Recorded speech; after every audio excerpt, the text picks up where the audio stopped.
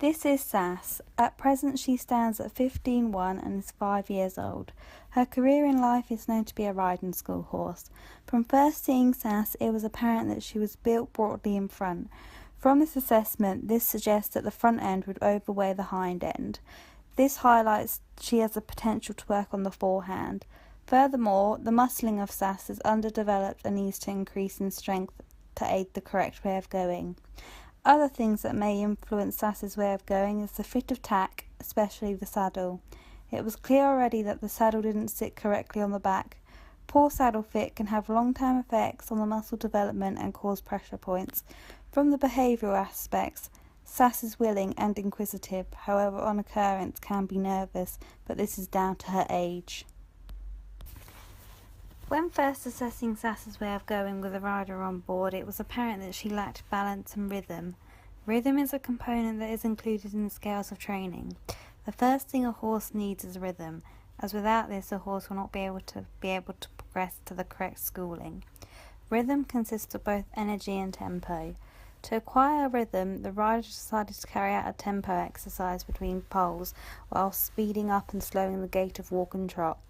Equitation science states that habituating a horse to new objects will have an increase in response. When Sass was first exposed to the poles, she was a bit wary and forward-going, inhibiting part flight or fight response. However, after a few laps of the school, she realised that the poles were not scary and was willing to go over them.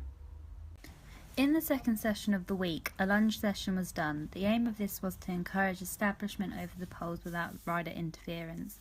However, when the lunge session was carried out, Sass became reluctant to work on a circle and would fall in towards the handler. From the result of this, Sass was walked over the poles with aid of positive reinforcement of gentle pats. In the second week of training, the rider incorporated different schooling techniques, including changes of rein. Changes of rein is changing the direction in which the horse travels around the school.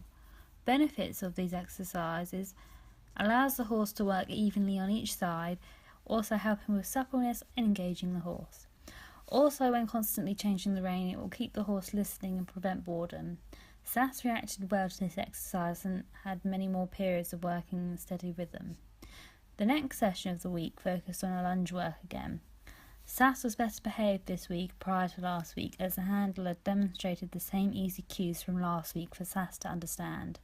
Not keeping to the consistent same cues will cause stress and confusion for the horse, which will affect the horse's way of going.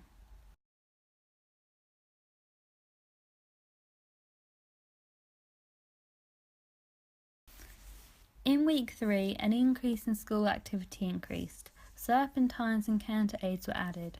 In this session, Sass was very responsive to both leg and hand aids. This is probably down to her finding it hard to carry herself around the corners, as she would have to support her hind end. So to avoid this, she would run off with the front end. A counter aid was asked, however Sass was very unfamiliar with this and struggled to engage into canter, resulting in her to drop a shoulder and run faster within the trot. The muscle development of Sass is now coming into play and is a key component to encourage her to carry herself and work correctly. This session was then followed up by a lunge session after a couple of days. Poles were added in the session, but Sass was again very apprehensive towards these poles and started to avoid them. When this was done, positive punishment was incorporated with the use of the whip, which worked and made Sass go over the poles eventually. Sass was getting hang of the task and she was working in a nice routine and picking her feet up over the poles. However, the next issue that occurred when lunging Sass was she was struggling to stop on the lunge line and took some time to slow her down and bring her in. Patience and persistence was required by the handler to allow Sass to return to walk when she was ready to.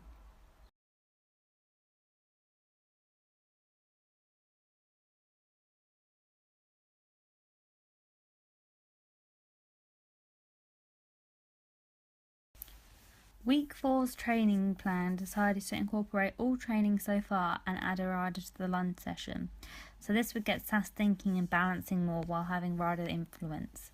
A lot of stimuli were reacting as there was many different things going on within the session, so this would explain Sass's way of going over the poles. Furthermore, in the week the lunge line was taken off and it was just rider influence over the poles. Sass reacted very well to this exercise and was growing in confidence over the start of pole work. You can see Sass is eventually getting the hang of the task, however is still not completely straight and lacks balance in between the poles. This was done a few times and eventually she was working nicely over the poles, however she did knock them or either jump them. The tripping or jumping of poles was down to Sass's lack of balance and she was compensating for this. However, after a few times, the task was shown to work.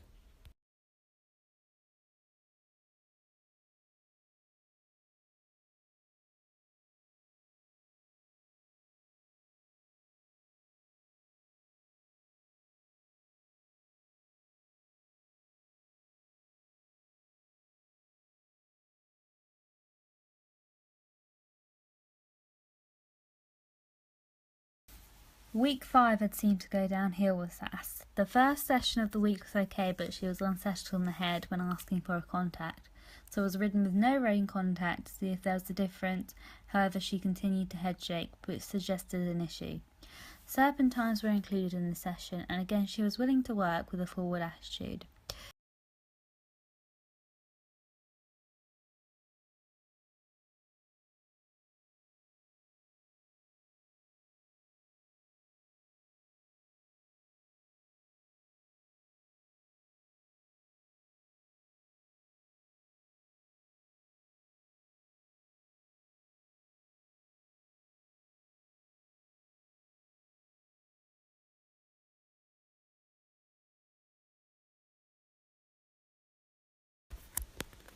In this session there was many serpentines carried out. This was due to keeping Sass interested and engaged round the corners and changes of rein, which happened to work. However, she was still working forwardly, which she was falling out her shoulder and not fully engaging.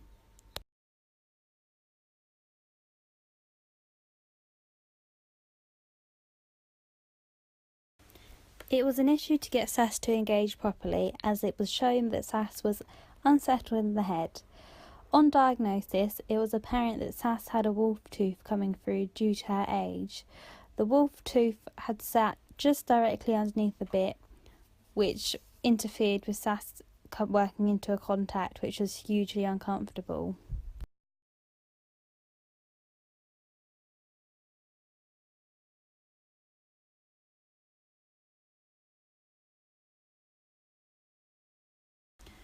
You can see that she is uncomfortable on the left rein as well, as she was throwing her head up violently.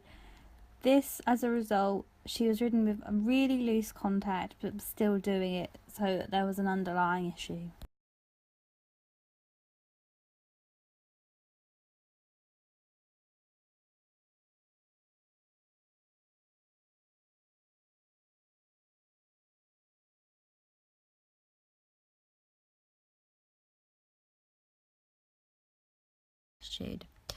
The second session of the week consisted of hacking Sass for a gentle walk, as her head shaking had progressively got worse and was not fair to work her in the school.